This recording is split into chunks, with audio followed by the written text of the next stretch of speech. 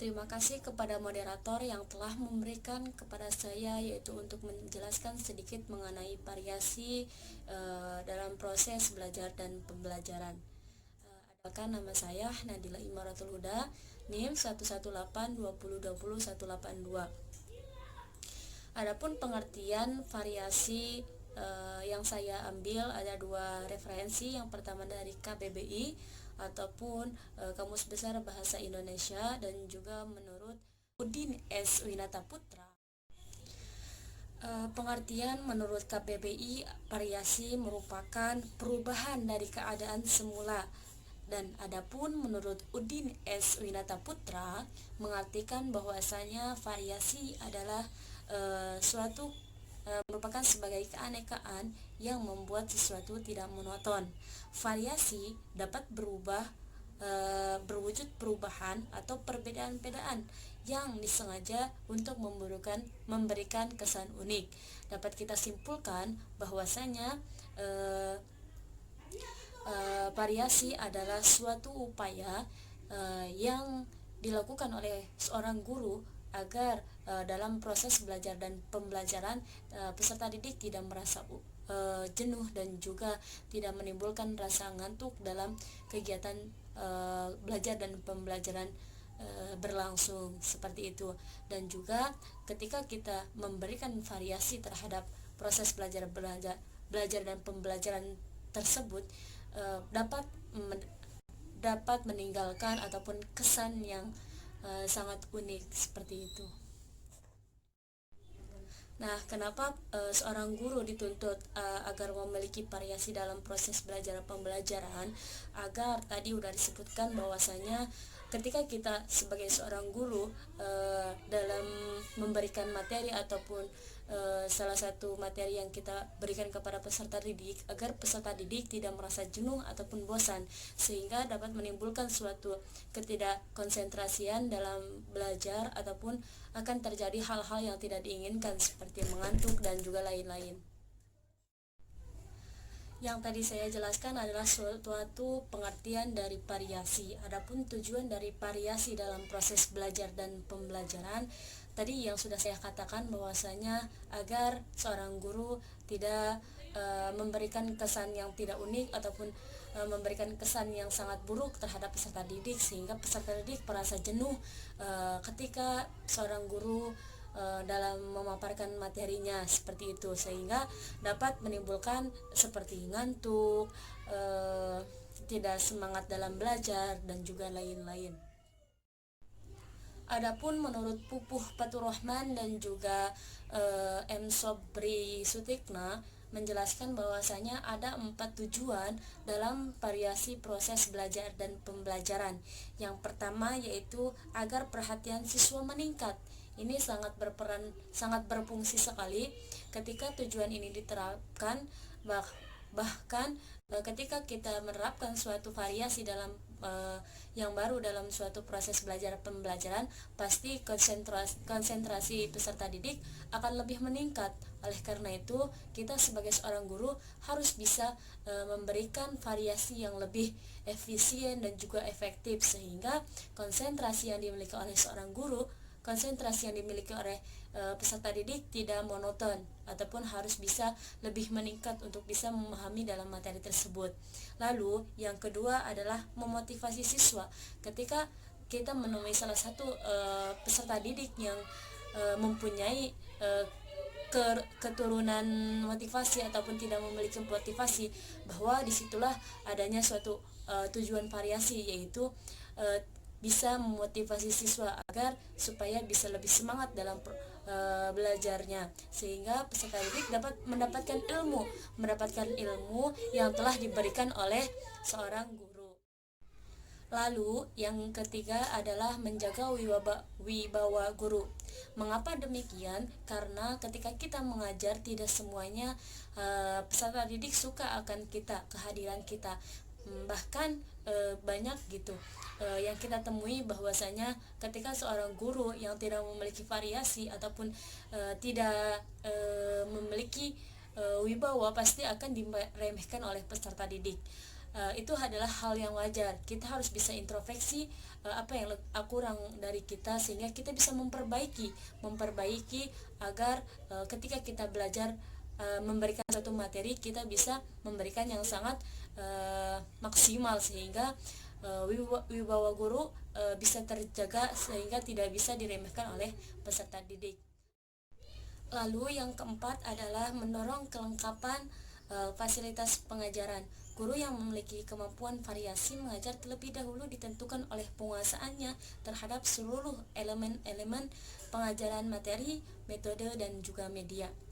Pendekatan dan teknik pengajaran, jika itu tidak ada di seorang guru, maka bagaimana menjadi dambaan siswa menghadirkan pengajaran yang bervariasi, maka dengan sendirinya akan memicu sekolah yang menyediakan berbagai fasilitas yang mendukung bagi penggunaan pengajaran yang bervariasi, atau setidaknya siswa secara kreatif menyediakan berbagai fasilitas yang akan dikerjai oleh mereka sendiri, atau apa yang akan dipakai oleh mereka sendiri. Mungkin hanya itu yang dapat saya sampaikan. Mohon maaf bila ada kesalahan dan juga kekurangannya. Terima kasih kepada moderator dan juga kepada dosen kita semua.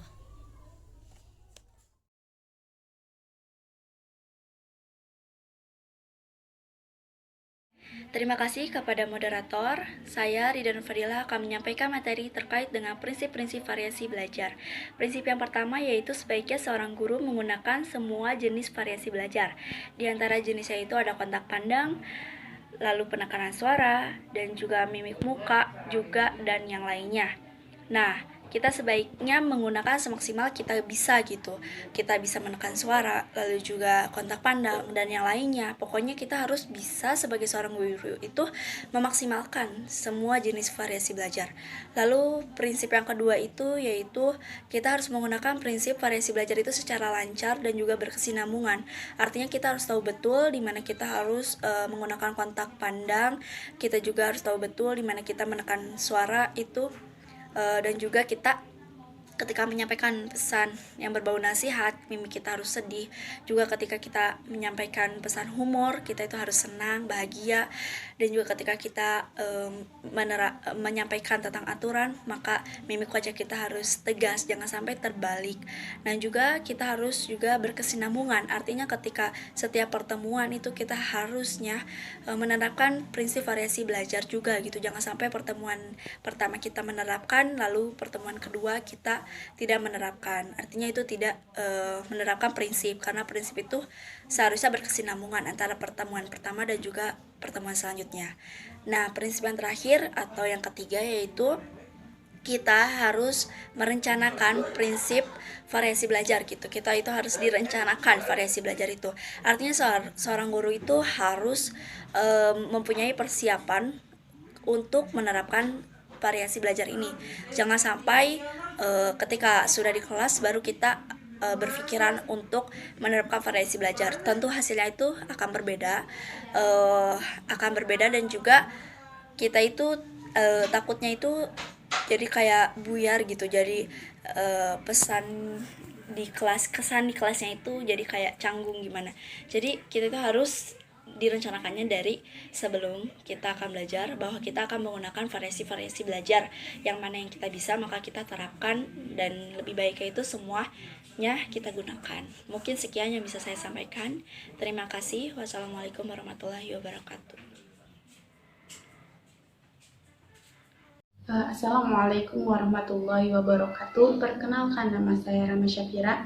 Saya akan melanjutkan penjelasan tentang dimensi-dimensi variasi dalam proses belajar pembelajaran. Dalam proses pembelajaran, ada beberapa dimensi variasi yang harus diperhatikan, yaitu 1.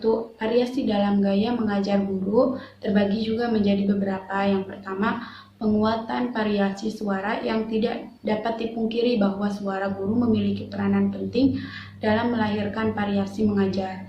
Karena itu, intonasi, volume, nada, dan kecepatan suara perlu diatur dengan baik. Yang kedua, pemberian waktu. Jadi setelah guru menyampaikan materi pelajaran, siswa perlu diberi waktu untuk menelaah kembali atau mengorganisasikan pertanyaan-pertanyaan guru yang belum jelas. Yang ketiga, kontak pandang. Ketika guru menyampaikan materi pelajaran, hendaklah berbagi pandangan ke seluruh siswa dan tidak dibenarkan memandang kepada orang tertentu saja. Yang keempat, gerakan anggota badan dan mimik, yaitu variasi dalam ekspresi wajah. Guru di gerakan kepala dan badan adalah aspek yang amat penting dalam berkomunikasi, sehingga dalam menyampaikan materi, seorang guru hendaklah tidak seperti patung, tetapi guru hendaklah bergerak secara leluasa seperti mengelilingi siswa atau berjalan di depan kelas. Yang terakhir, pindah posisi. Guru selain bermanfaat, untuk itu juga guru sendiri agar tidak jenuh, juga agar perhatian siswa tidak monoton. 2. Variasi dalam penggunaan media. Ada 3 komponen dalam variasi media, yaitu 1. Media pandang adalah media yang dapat dilihat dengan panca indera, contohnya buku, majalah, film, gambar, dan sebagainya. Yang kedua, variasi media dengar. Dalam pembelajaran, khususnya dalam menjelaskan materi kepada siswa, guru tidak cukup hanya mengandalkan suaranya saja. Oleh karena itu, hendaknya guru menggunakan media yang lainnya yang memungkinkan siswa lebih berkonsisten dan merasa ada pengalaman baru terhadap suara itu.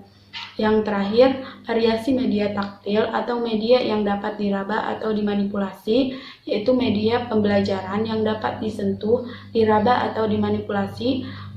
Contohnya model patung, alat mainan, dan sebagainya. Penggunaan media ini untuk merangsang siswa lebih kreatif. Yang ketiga, variasi pola interaksi yang lazim digunakan guru dalam buku Jamaluddin, yaitu pertama, komunikasi sebagai aksi atau komunikasi satu arah seperti guru melakukan ceramah. Yang kedua, komunikasi sebagai aksi atau komunikasi dalam 2 arah, yaitu antara guru dan siswa secara individual. Yang ketiga, komunikasi banyak arah atau komunikasi dengan transaksi, yaitu tidak hanya melibatkan interaksi dinamis antara guru dengan siswa, namun melibatkan interaksi yang lebih dinamis antara siswa yang satu dengan yang lainnya. Yang selanjutnya, keterampilan membimbing diskusi kelompok kecil. Diskusi kelompok adalah suatu proses yang teratur dan melibatkan sekelompok orang dalam interaksi tatap muka yang informal dengan berbagai pengalaman atau informasi, mengambil kesimpulan atau pemecahan masalah. Diskusi kelompok merupakan suatu kegiatan yang harus ada dalam proses belajar mengajar, yang perlu diperhatikan para guru dan calon guru agar mampu melaksanakan tugas dengan baik, yaitu komponen-komponen keterampilan membimbing diskusi terbagi menjadi beberapa. Yang pertama, memusatkan perhatian siswa pada tujuan dan topik diskusi. Yang kedua, memperluas masalah atau urunan pendapat. Yang ketiga, menganalisis pandangan siswa. Yang keempat, meningkatkan urunan siswa. Yang kelima, menyebarkan kesempatan berpartisipasi. Yang terakhir, menutup diskusi. Sekian dari saya. Wassalamualaikum warahmatullahi wabarakatuh.